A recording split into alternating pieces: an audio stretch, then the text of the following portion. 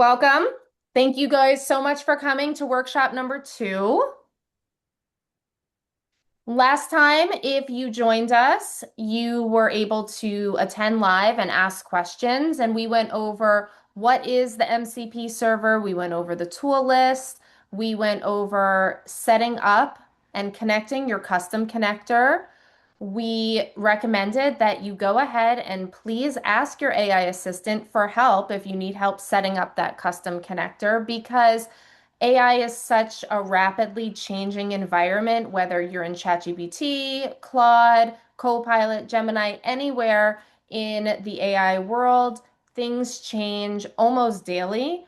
Updates happen on a regular basis, so it would be impossible for us here at Clockwork to stay up to date with each and every application and be able to assist you guys there. So always the default should be let me ask my AI best friend first and go from there. We made sure you guys knew that we created an amazing Clockwork Prompt Playbook to get you guys started. Again, it is a starting point. We don't want you to feel constrained by the pages we gave you. We want you to think outside the box and go from there, get creative.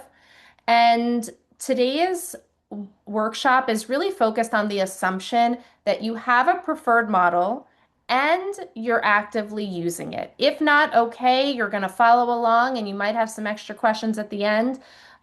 Here, I'm not going to go over all of these tips and tricks. We are going to probably touch on them along the way, but we do have some tips here. This isn't just for use within Clockwork. It's kind of all encompassing. The big one is remember, this is not an expert. It's more like an intern. We want you to give it really good, juicy context and go through a process. And typically, unfortunately, it usually takes a little bit longer than 2 minutes. So we're going to go through that and we're going to show you. We want you to build upon prompts. So the playbook that we give you has a series of prompts that fall under different categories. We want you to take those, make them your own, adapt them. At the bottom, it does say the word adapt, gives you a couple tricks of what we were thinking adaption could look like, and give you a starting point. So the MCP server and the AI assistant that you choose isn't just going to build you a report once and you're done. It's not going to analyze something once and be done. We're not looking to have you have an endpoint. We want you to build an outcome. So the first thing we want you to know is that it's a journey. It's not going to be perfect the first time. We're going to walk through one of mine and you're going to see how many iterations it took me to get something really cool, which I will also be showing you. What you prompt today is going to evolve over time. What you prompt 3 months from now is going to look worlds apart from today. And because AI is rapidly progressing and building and evolving, so are your prompts to match what is new and coming up. We want you to focus on the outcome. So have an idea of where you want this journey to go. And that should be your starting point each and every time you go into Claude and you want to build something or you want to analyze something. Know that it's going to be a process unless you've created a skill, and we'll get there too. Know the tools you're looking for. So if you're going to go and you're going to use the MCP server with Clockwork, know that you're looking for candidate information. Know you're looking for project information. Know the subset of tools that you really want to be harnessing so you can leverage that accordingly in your prompt. Like I said, I'm going to show you that I started with something, it evolved into something else, and it took a progression. We went different rounds. I think I have 6 rounds on the next slide. I'll show you. So iteration is key to meet the goal that you set in the beginning. It does take time. I highly encourage you to plan a block of time on your calendar to dedicate to do something like this so you're not constantly being interrupted. It can make the process seem a little bit more frustrating than it probably needs to be. And then we want you to be able to hand it off to your team members, hand it off to maybe your actual assistant, or hand it off and know that you're confident in what it looks like as a template and then a skill. Okay, so here we are. What did it look like when I went into Claude one day and said, I want to build a market map? Well, round one, you can see on the top left, we're going to go through these really quick so you can see what the actual market mapping became and how complex it was. So I had to be over ambitious. I created a prompt that was over 13,000 characters long. That's very wordy. It was about 2,000 words. The final prompt, which we'll get to at the end, almost half of that, less than half. I wrote it. I created these search brief sections, very complex, very long. Claude quickly caught up to my ambitious prompt and said, okay, some of this data isn't real. I do see there's some hands raised. Let me switch screens. Jay, actually, can you see if anyone's writing in the chat? I can't see that window. You're muted. We just had an assistant join. That's all. Okay. I'll Okay, monitor so chat. If there's anything worth perfect. bringing up, I'll interrupt you. Okay, great. So Claude identified that some of my data seemed unclear. That's because the environment that I'm accessing is fake data. Very cool that Claude knows that I want it to ask me questions and qualify. That was also part of my very ambitious prompt. It asked if I wanted to make this project focus because the prompt that I gave it was way too vague. So it decided it needed to pull me back in. And therefore, when I say that it was a market mapping, it did evolve into something slightly different. Claude then found that there were literally two projects named the same thing. And it said, hey, is this what you want to do? And I said, actually, no. Thanks for checking. And I gave it the project name that I wanted it to focus on. We're only halfway through. We're round three, but at this point, I was beginning to feel like I was on round eight or nine. Claude pulled in the real project data because it did exist in my Clockwork environment because I was such a good recruiter. I made sure everything looked really nice on this project. And it knew exactly how to fill in blanks in my very lengthy prompt. And it knew that although I had left it empty in the prompt, it knew what had to match up and line up. So that was pretty cool.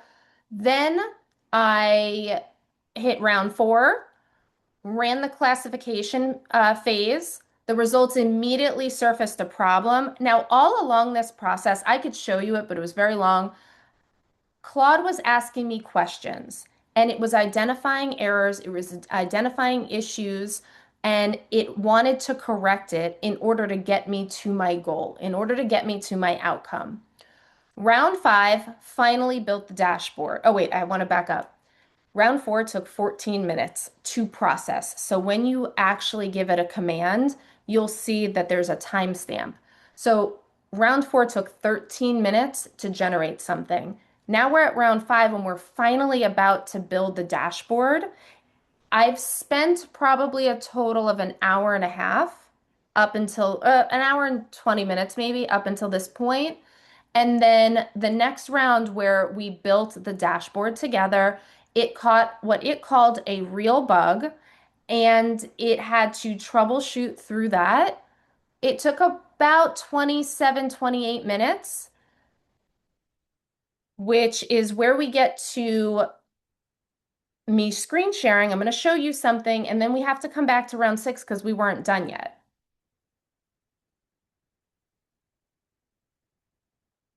All right.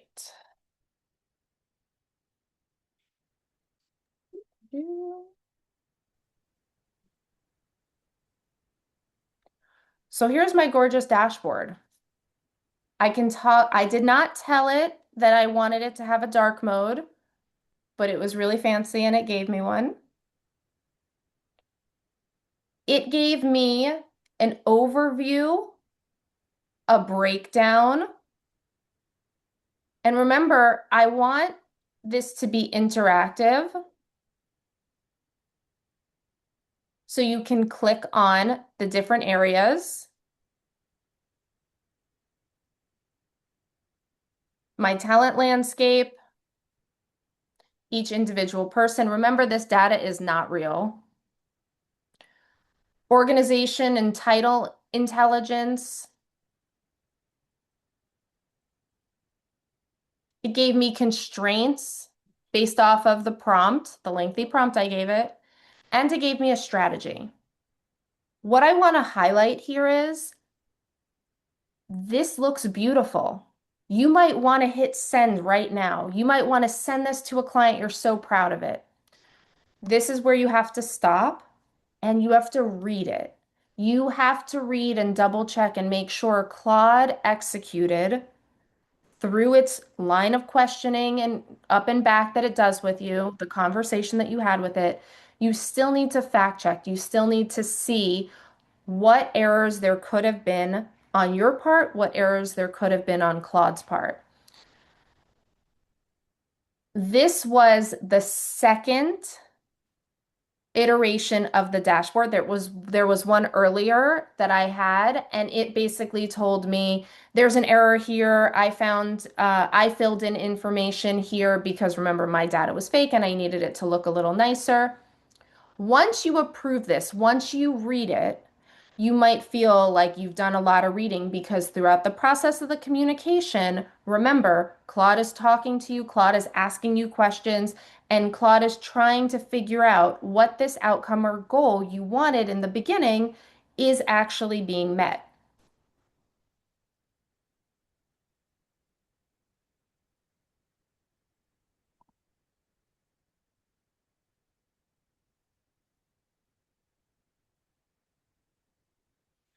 So finally, we hit round 6. Now I need my team to get in on this. I need my team to be able to duplicate this amazing dashboard. Are you guys going to create such a long dashboard to show your clients? Likely not. I wanted it to be large and robust and full of different information and cover a lot of different things so you guys could see all the different areas that a prompt can bring you to, all the different outcomes, all the different goals. It's going to be specific to your operational needs. It's going to be specific to your client needs, and it's going to be specific to you as a user, what you really want that goal to become and evolve to. So when all was said and done, I knew that I had to bring Claude back. I needed to undo my messy 13,000 character prompt, and I needed it to create something that could be duplicated. So Claude said, here you go. This is beautiful. It's now 7,000 characters. Now what? What do you do with it now? Now is when I say, hey, Claude, what do I do with this next? I asked Claude, what should I do next? How should I share this with my team? It did take 2 tries. The first output it gave me did not work. The second one did. And then I said to Claude, now how do I share it? So now I have to find my Claude screen.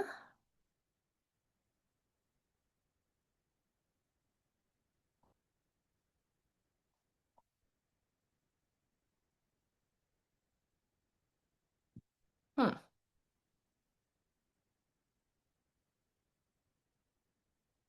All right. Can everyone see my Claude? Yes. Okay.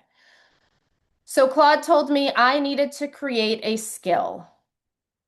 It walked me through step by step how it created a skill. Here's the skill. It's called market mapping. It named it. I didn't. Could I? Yes. Could I have told Claude to change it? Also, yes.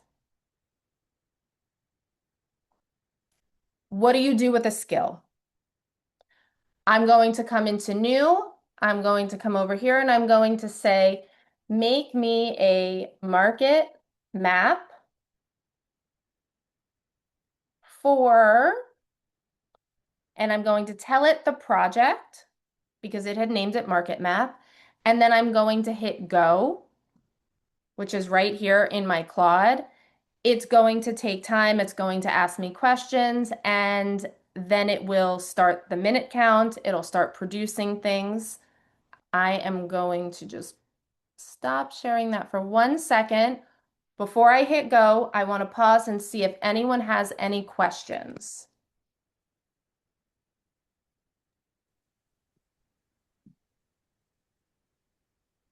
Anyone?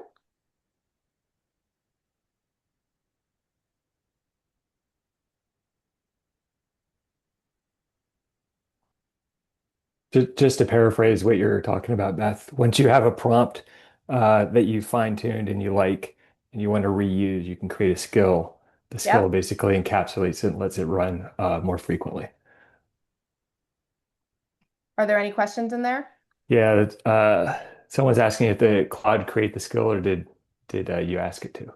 So I asked Claude, what do I do now? How do I share this with my team? I want my whole team to be able to run this same prompt. And Claude said, let's make a shareable skill. And I said, great, don't start yet.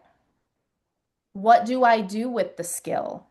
It walked me through what building a skill meant and how my team could use it and whether or not I wanted to share it. So Claude did everything. Claude asked me the questions, Claude answered my questions, and Claude created the skill.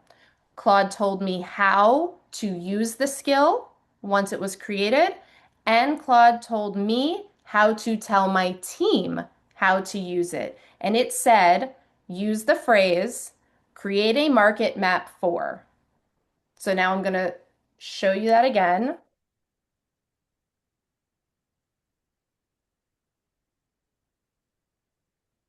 Yeah, if you're on an application that is Teams based, whether it's Claude Teams or chat, or another one, another benefit of skills is that you can share across your organization the same prompt. All right, so here we are. You'll be able to see this real time. I have not run this yet at all. On the right side, I want you to see that right away it grabbed this. It said, look, I'm using this skill. So it shows me the skill it's using. It says market mapping. It's telling me it's using this connector, the MCP server, to my Clockwork. Remember, any data that it pulls, this is not real, hence Robinhood. Not sure who created that one. And here's where I was talking about that it does the count, 42 seconds and counting. That's how I was able to keep track of how long it took Claude to process things versus how long I took to process everything. Because as Claude was asking me questions, honestly, I didn't know what direction I wanted to take this. A, my data is not the best, but B, I wanted it to be complicated and drawn out so I could really talk to you about what a process could look like.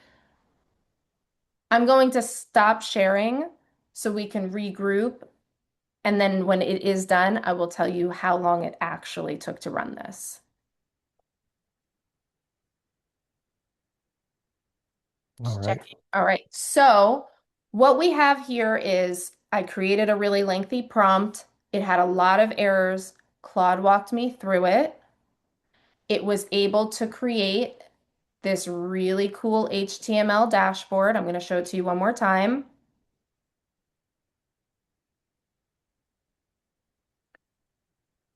Very complex, lots of different areas. Some of these might be really interesting to you. So you would, again, like we said, use this as a starting point. You see in a prompt that the beginning part of it is exactly what you're looking for, but the bottom half really doesn't align with what you were trying to accomplish.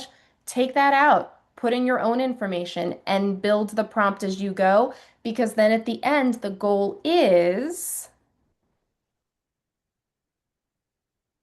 to share it, create a skill, make it shareable, and make it repeatable. There's no reason that you have to go out and recreate the wheel every single time. There's no reason that you have to sit in front of Claude for another 2 hours or 3 hours and recreate a similar prompt, all you have to do is create a skill. And then the skill, let's just say I wanted to adapt it along the way and use my skill in Claude, which I'm going to go show you one more time where it is.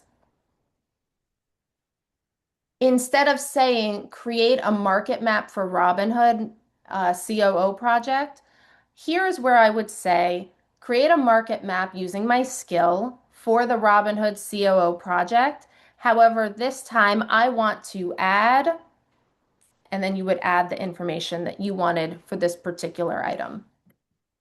We're at 3.5 minutes. It's still not done, but it does tell you along the way what it's doing. All these things are expandable in case you wanted to follow along or in case you needed to go back and reference a certain part of the progress. One thing that Jay had said to me the other day when we were discussing this was, did you save your whole conversation? And I thought I had. So, Jay, please tell us what is the best way? I'm putting him on the spot. What is the best way to save your conversation or know that the whole thread of communication is saved? Do you know? Um, I don't know off the top of my Okay. head. I tend to either pin conversations in Claude that are relevant, or Oh, make sure that's I just don't smart. delete them. I think that you can also export them and just save them as more Yeah. like a text file Okay, and so then bring those yes, back up. you can export them. That is correct. I wasn't sure if you knew something that I didn't. So Nope. the reason I asked him live was because I wanted you guys to see that this is all about flexibility, all about asking for help, all about asking for feedback from your team members, and really having good, strong communication, not thinking that somebody else is more of an expert, so you don't want to ask or you don't want to seem like you don't really know. Everybody's learning. We're just learning at different speeds, and the best way to become an expert is to ask an expert. Well, and I would add on, I think Um, the fact that Beth was able to create this prompt and aggregate this information is indicative of where we're going. Because Beth, you're many things, but you're not a data scientist. You're not a Exactly. report person. The fact that you can create this prompt and not rely on an IT person or a developer to figure out how to aggregate the information. What's critical is knowing what you want to look at and what you want to summarize, and knowing what data you have available in the product. Those are Yeah, the things that are really going to help you the most on exactly. writing prompts. So that is a halfway point to Mhm. our conversation here. I'm going to let Jay take it from here, but I want to give you guys an opportunity to really think. The reason I mentioned the word expert is because I don't think any of us are experts here. So if you think you're an expert, please let us know because I'm going to start reaching out to you. And I want to let you know I'm not an expert. I am learning this and I am building it. And watching what others are doing. Jay, do you think you're a cloud expert yet? No, not at all. Okay, great. So none of us are experts here. I No. didn't see anyone jump in the chat. And we're really excited to wrap up this three-part series. Today is workshop 2 and continue on with bi-weekly MCP server office hours. So don't miss out on that so you can keep evolving with us and learning and growing. All right, Jay, do you want me to share my screen? No, I'll go ahead. I'll share my screen. Okay, great. I did want to point, there's somebody to have a question about connecting to ChatGPT, which I think we could probably address later on, but we do have instructions on adding the MCP server in chat. Yes, I'm gonna leave that unanswered and we'll get to it Oh, at the it end. says sharing is not turned on. Oh, Can somebody here, I'll send a request? all right.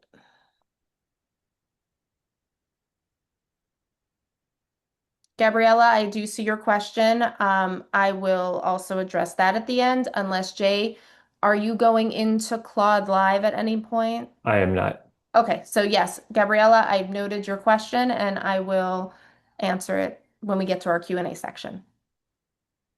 All right. Okay, so hopefully everyone sees my screen. You should see example number two. I'm not doing a slideshow because I want to move around. What I'm going to do now is come up just show several other variations or flavors of prompts and the results just to give people an idea of the kinds of things you can use the MCP to create. Um, and again, as we've already said multiple times, these should be considered as starting places and help you get ideas about what you can do. And your focus really should be what is it, are you going to find most valuable out of the application ultimately with these prompts. So with that said, I'm going to try to fly through these a little bit to give us time in the Q&A if anyone has anything specific, but feel free to ask questions as I go through. The first example we have and it also all of these prompts are in the prompt playbook. So everything that I'm going through now is in that playbook and available. So you don't have to worry about getting copies of the prompts. The first one is just a 360 on a single contact. Here is the prompt. Again, it's just text. And like I think one of the things that should be highlighted when Beth talked about her process is we're at a meta stage in prompt building, which means you don't have to actually write the prompt yourself. You can ask Claude or Chat to write the prompt while you describe what it is that you want to get out of it. You can write your own prompts. There's nothing stopping you from that. But if you're having trouble and you know what your goal is, you can actually ask the LLM itself to write the prompt and then test that prompt as you go along. Here's a but again, very basic prompt, pretty basic structure of what it's doing. You'll notice this one is fairly technical in that it references specific tools in the MCP. You'll see in some of the other prompts they are much more generic and make the assumption that the LLM will know what tools to use. You can try both ways. You don't have to specify, this does not have to be a deterministic language in the prompts. You don't have to specify the tool and all the logic. Sometimes the LLM can infer. Um, and that's it. So this is a less than a page prompt. And what it produces is when you use this prompt with an individual contact within the system, it'll pull out all the information and organize it in a single. I think this one outputs into a PDF. Let's look at if I tell it. Yeah, produces a brief. I think I have somewhere in here what the output is. But again, it gives you a overview of the career trajectory of the individual. It's going to look at everything that's happened with this contact within Clockwork. So every time they've been any interactions that have happened, recent email correspondence, and candidate history, themes from notes. So it's not only just saying here's the notes, it's saying this is generally the information that was available in those notes, and then some takeaways. And again, we're defining this structure and what we want to come out in the prompt itself here. Um, and I think I had a couple other modifications. So you can output this as as a Word doc, as a PDF. Um, if there's specific uh, things within your data that are more relevant, such as how many users have interacted with the person, or which users wrote notes, or which users are actually the ones that changed the candidate status, you could explicitly identify those and have the output come out in that prompt. Okay. Another one, we have the idea of a daily pulse. And this is really the idea of if you wanted to get an email every morning of all the projects you're working on that are currently active and get a general sense of where they are, what's going on, what next steps you should do, or steps you should take for the day. You can create a prompt to do that. Again, like once you have the prompt generated, you could create a schedule to run it. You can create a skill and have a schedule on that, and then have the email come out or a document that is filled out and dropped into a drive somewhere. In this prompt, we have a little bit more information. We're specifying how we want to see the information and giving it a structure for the output so it comes out in a consistent fashion for every project. And we're highlighting, you can see here, we're highlighting, hey, put things in that need my attention explicitly. And that output's going to look something like this. Again, here's an output. As Beth has said before, this is all dummy made up data. either from our test environment or created or mocked up. So don't expect this to be, actual uh, real live data, but it should give you an idea of the kinds of information you can get out. So here's an example of what's going on. I've got a couple projects that I'm working on, and it's telling me, hey, nothing's been updated in a while. You need to work on something. Nothing's happened on this project for the last 24 hours, right? So it's just giving me a little sense of what's going on because this is what I asked to aggregate. Okay. And then if I go down below, it'll be like, here's three things that need my attention. Okay. And the interesting thing is that the LLM is the one that is aggregating the information and making this decision about what needs my attention based on the data that was provided. Excuse me. Um, okay. So that's again, these are two sort of text-based outputs, pulling information and then doing something with them. The next example that we have, and the rest of these are going to be more dashboards. And you'll notice that we use HTML as dashboards. And mostly that's because one, I think they look generally better than Word or PDF documents. Not that you can't make a PDF look good. Two, they can be interactive. I'll try to highlight those here. So project efficiency, what we're looking at when we look at a project efficiency report is sort of at the close of the project, how was it run? How many candidates were loaded? How fast did we go through outreach on those source candidates? How well did the sourcing job get done? Maybe that's a metric that you use with your researchers. You want to know if a candidate was placed on the project, was it immediately rejected by the next researcher by a partner, or did that candidate move forward? You might want to know who was the most active sourcer. You might want to know the if you have multiple rounds of interviews in on your team, and you've got a junior interviewer, like an associate that actually does the first pass and then promotes a candidate up. You might want to know how well they did. So how often did the candidate they promoted get moved on to actually and shown to the client? So with that kind of analysis, again, this is the kind of prompt you would get. And you'll notice this is a lot longer, just a lot more text. You can see like, and by a lot more text, it means that we're doing a lot more work. We're asking the LLM to do a lot more work and a lot more aggregation.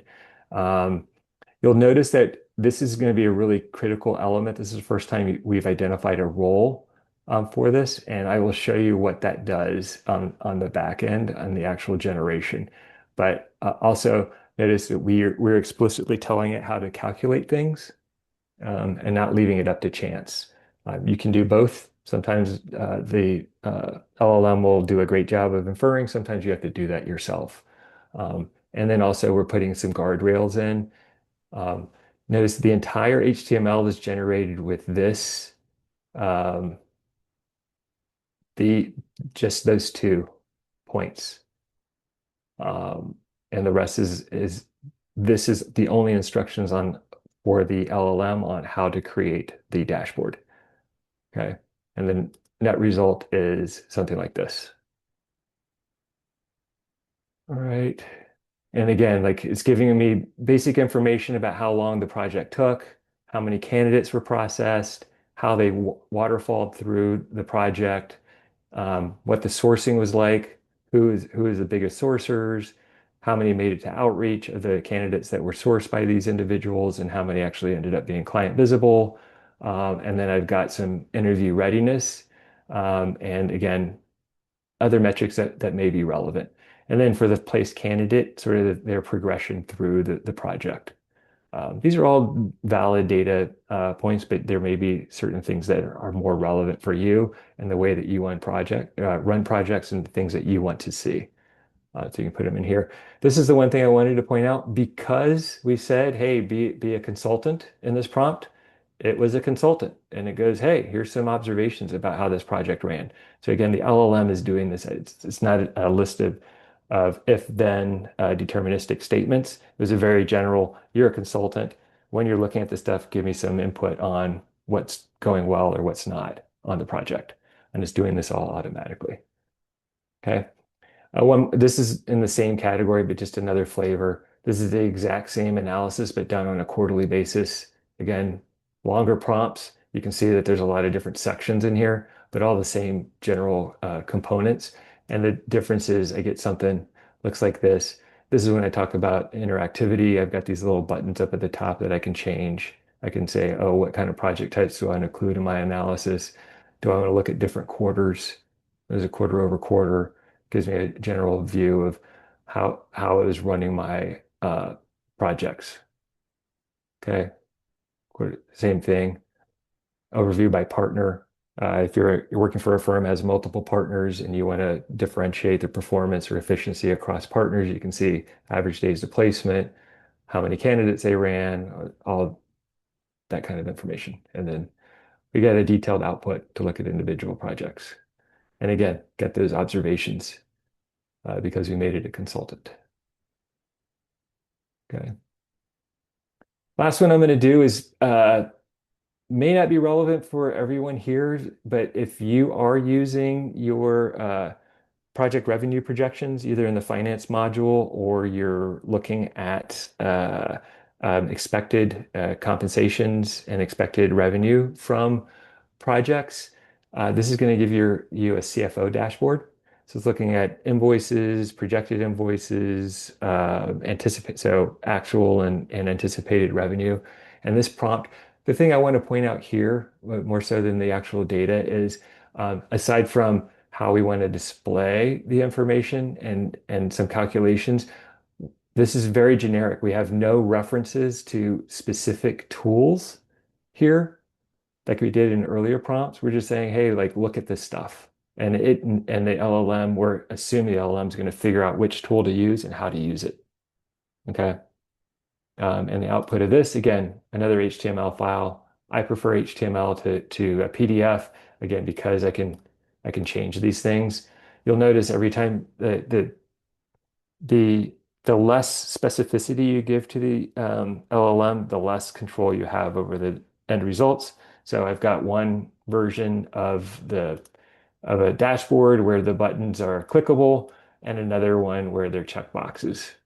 Um, you can control that if you want.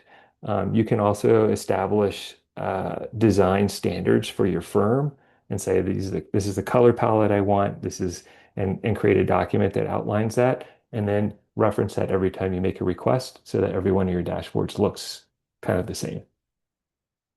But anyway, again, here we've aggregated all the project information for the entire quarter out into a dashboard so that we can look at the information. Again, this is sample data that gives you an idea. One thing I like about this prompt that we put in is we kind of have an ops section. Imagine you could do this not just for financial information, but for anything that's in your project checklist. If you're an ops person, you want to make sure your staff are entering certain fields in a project. You could create a prompt and say, for every project, tell me all the information that's not filled out. So I just have a review, whether it's monthly or weekly, to be like, hey, this stuff is missing from our project. Okay. We did have some questions come in while you were All right. Hit me. presenting. So let's go with Sean's question because we just touched on it in the beginning and I said it would probably come up in the Q&A. So Mhm. perfect, Sean. Can you share HTML with a teammate? I believe I had an issue. Yes. Yeah. In round six, whatever, that was one of the issues I had. I was trying to share the HTML. I knew it worked, but for some reason, the person I was sharing it with kept saying it's not opening, it's not this. They sent me a screenshot. The screenshot looked really complicated and like a real issue. I did ultimately take all that feedback. I put it into Claude and said, "How do I do this?" Claude argued with me. I may or may not have called Claude a toddler. But I came to Jay and I said, okay, here's where we are. That's why it's in the beginning of our slideshow and a great question. Go ahead, Jay. I'm going to show this is just a little thing to just give me a second. Let me open up.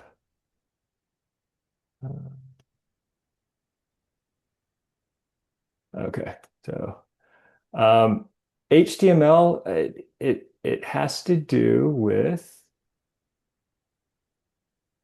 Um, it has to do with the tool and what you're opening it with. So Mhm. if you receive an HTML file in an email as an attachment or it's in a drive, sometimes you'll see, and I'm going to try it now, and it'll probably not work. But let me here's an HTML file. It's in Google Drive. When I open this up, this is what I get. I get the contents of Mhm. the file. What you have to do if you want to render, so again, you can share, they're actually called snippets, a self-contained HTML file to somebody, but they have to download it to their uh, desktop or into their laptop and open it from a local drive.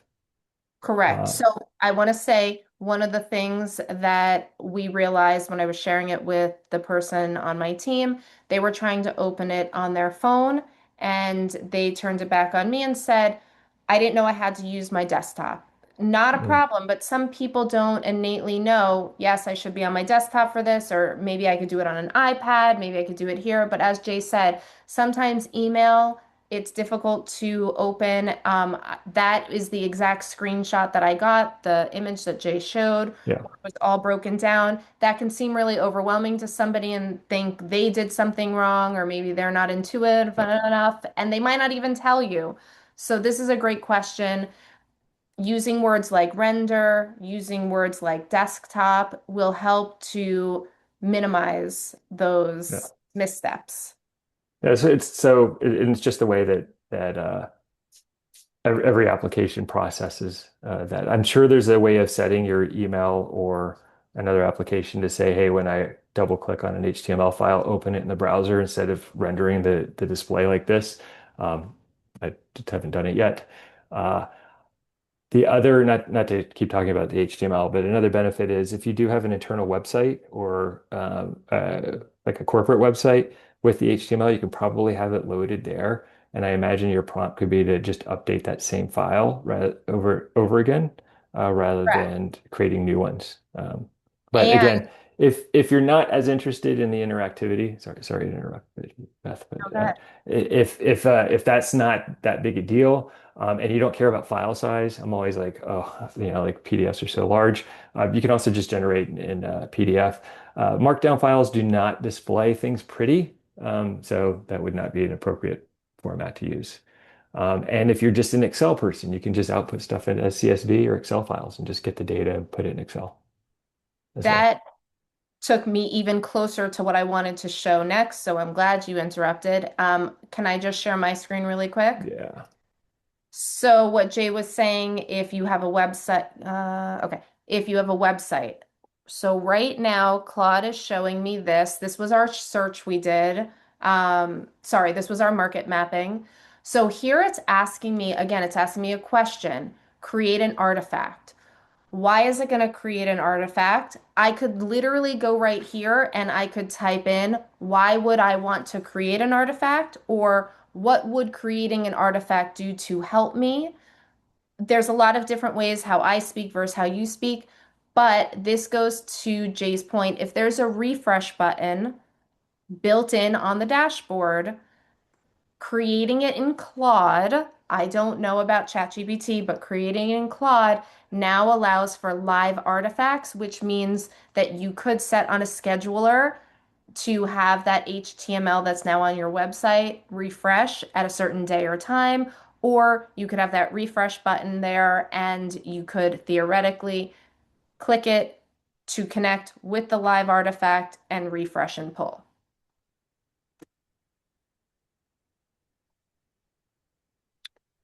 Okay, so yes, we will. We had a couple people ask to share the playbook, so we will have that put in the chat in a moment.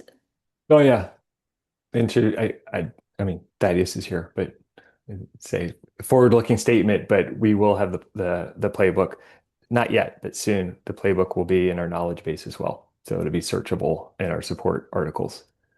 And Yes. and that one will be kept up to date.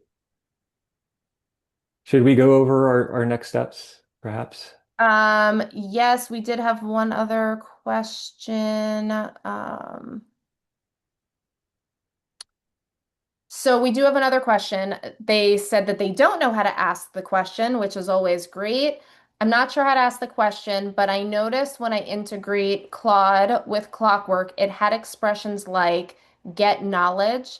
What does that mean? I tried using Claude to help generate research criteria, and it said Clockwork had no such capabilities. Do you want to answer that? I want to definitely answer part of it. Inside your project, so we're not talking about being inside Claude right now, we're talking about being inside Clockwork. When you are in your projects, you can generate research criteria using our AI, so you don't need Claude to do that. It's called Kai, and it's in the top left corner as long as it's a retained search project and it's not a specialty project. So you can do that. When it says, and this is where I'm going to ask Jay, when it says get knowledge, what does that mean? I'm trying to go there. Oh, okay. Get knowledge is one of the tools that's in the application in the MCP. Um, the just for I guess general understanding, uh, we have a number of tools. The tools allow you to get data out of Clockwork, but we also have resource. They're called primitives, and the primitives that we have are resources. And basically, we have a bunch of business logic um, and documentation in the MCP. If you're ever curious about what they are, you can actually ask the LLM, show me those files. You can actually say, show me the get knowledge. But what our MCP does is whenever you're making a prompt, usually the first time you make a prompt, you'll see that the LLM, so Claude or Chat, will run get knowledge first. And the reason it does that is to get business logic that it will then know as it's using and accessing information in Clockwork. And when I say business logic, it's things like what is a color category? Like, or what are the color categories? And what does a visibility flag mean? And what is it pulls up a bunch of your reference data. So it'll get a list of all the active users that are in the product. It'll figure out who you are and get your ID. And again, it'll get a list of all your candidate status values that you use, and note types and all that basically reference data. So that as it's processing information later on, it actually knows what the values are that it's pulling from the system. Thank you, Um, Jay. That is not what I thought she was talking about. So oh, I went ahead and I opened up that screen. So if I could take over screen sharing, I can show them.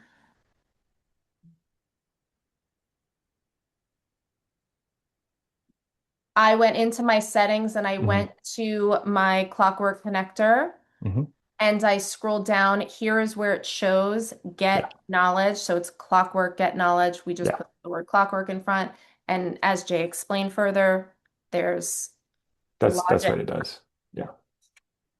Okay, So we you'll have a see like these are the tools are what are used by Claude or ChatGPT or any other AI to get information out of Clockwork. It's using each of there's a whole set of tools. One of the things I wanted to point out in our next steps is we are constantly updating those tools.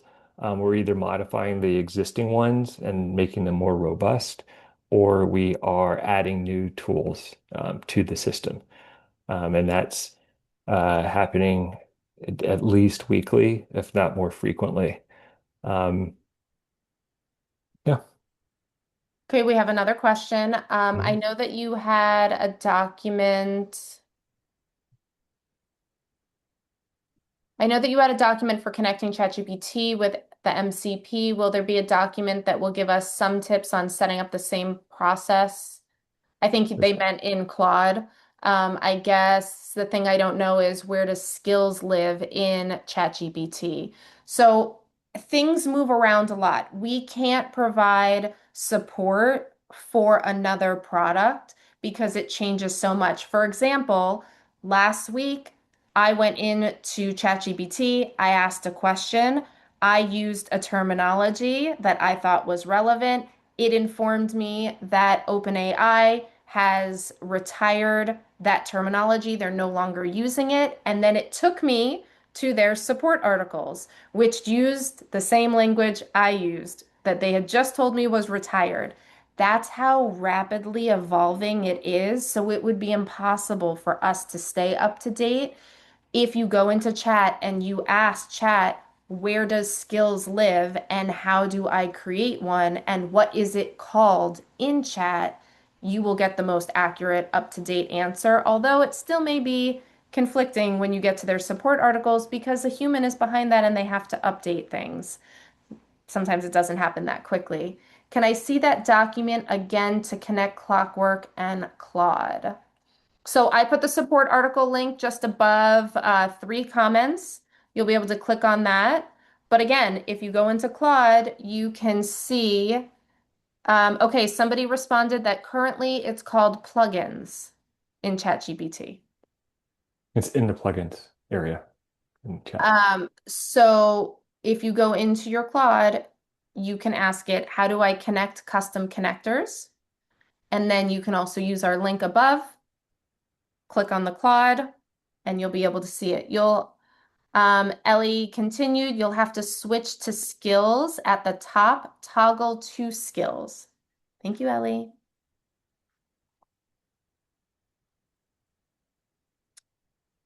So one of the things that I wanted to jump back on is, I have to move this screen. We have a few minutes left. Did we cover all the takeaways? I just want to make sure we got everything. I think so. I was going through the Yeah. checklist. Just a reminder to come to the office hours going forward. We still have one more, we still have one more workshop.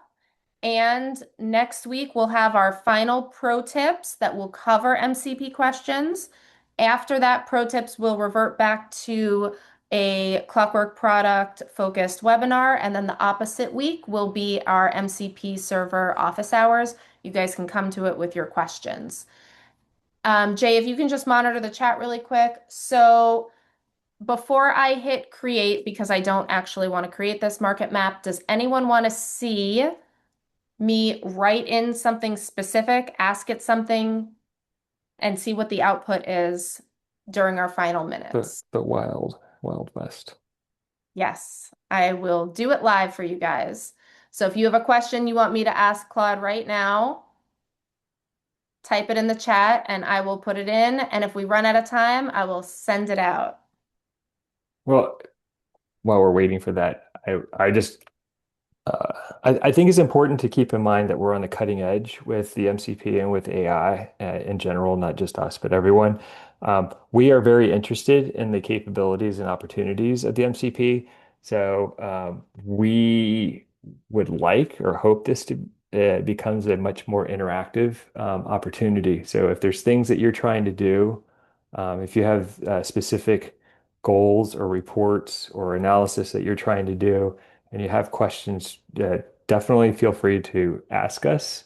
And if you come across something where you're missing tools, and I guess this is a bigger issue, there's you're trying to do some analysis and the data isn't available through the MCP, also let us know.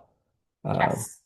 I can't promise that we will fix it. There may be a strategic reason why we're not making it available, but if possible, um, I'm happy to expand the tool set that we have. In fact, a lot of the development that has been done recently is specifically based on feedback from users. So you just checked off the last one, which is what would you like to see added to the Mhm. MCP tool request? We went over the knowledge base is going to have the playbook soon. We went over that you have access to the playbook after the call, or sorry, after the workshop. You'll get the recording to the first one, you'll get a recording to the second one. You'll also get the playbook in case you didn't already. Um, we want you to come to office hours, which we'll pick up after the third and final workshop. We want to hear during pro tips next week or during our MCP office hours. What do you not understand? What do you love about it? What do you want to see in the future of it. And Jay did put in here, which I did not see this, Mhm. that write tools will be coming soon. That Yeah. was asked multiple times during our first workshop. So, in case you missed Okay. me saying that, Yeah, uh, we're really nervous about right tools, and we will probably be rolling them out piecemeal, but they are coming. all right. So, I don't see anyone requesting me to put in a prompt message to Claude on my market mapping. So, we're going to assume that we are good there. The next, oh, I stopped sharing my screen.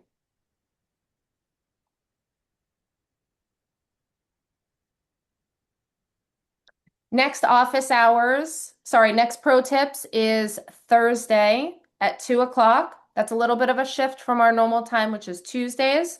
The final third workshop, data to deliverables, is going to be on Thursday, the 27th. Again, a little bit of a shift there. It's at 1 p.m. Eastern. These have been happening at 2:30, so make sure you are a little bit earlier than before. And then once workshop 3 is concluded, our MCP server office hours will pick up and begin. You guys can come to it.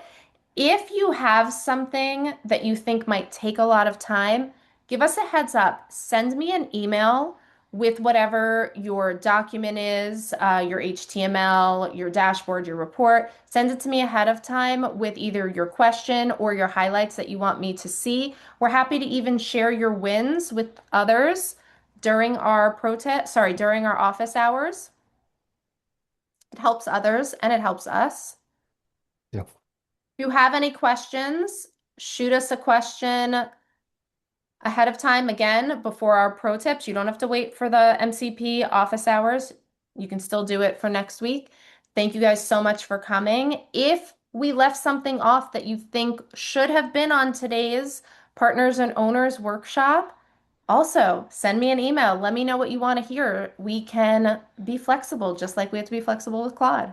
Get to a common goal and an outcome that is beneficial to everybody. Thanks for coming. See you next time.